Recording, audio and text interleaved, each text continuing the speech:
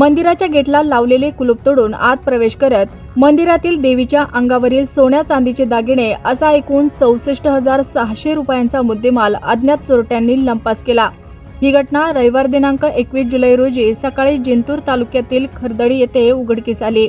या प्रकरणी जिंतूर पोलीस ठाण्यात गुन्हा दाखल करण्यात आला आहे। मंदिरातील पुजारी हरी तारू जाधव यांनी तक्रार दिली आहे।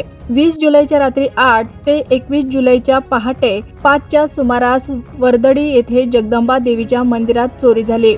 मंदिराच्या गेटला लावलेले कुलूप तोडून चोरट्यांनी देवीच्या अंगावरील दागिने लंपास केले। सोन्याचे 7 पीस, मणी मंगळसूत्र, सोन्याची दांडी नथ, सोन्याची मणी, चांदीचे पायातील जोडवे व इतर दागिने मिळून 64,600 रुपयांचा मुद्देमाल चोरून गेला। जिंतूर पोलिसात गुन्ह्याची नोंद झाली असून तपास पोलीस उपनिरीक्षक बुधवार हे करत आहेत।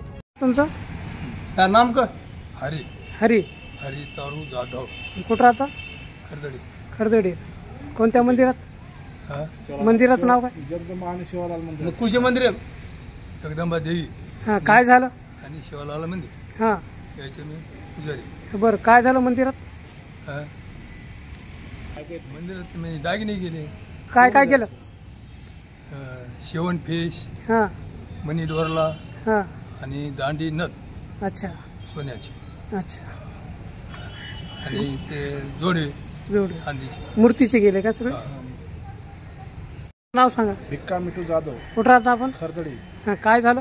आमच्या मंदिर जगदंबा देवीच्या मंदिरातलं चोरी झालेली। काय काय चोरी झालं? ते सोन्याची नथ, शेवण पीस, मंगळसूत्र, जोडे। अजून काय? कितीचा गेला मला असा काय अंदाज? 70,000। 70,000। गुन्हा दाखल केला? गुन्हा दाखल चालू। अच्छा, आपण त्याची फिर्याद कधी झाली घटना? आज रात्री पुजारी रात्रीला झालं।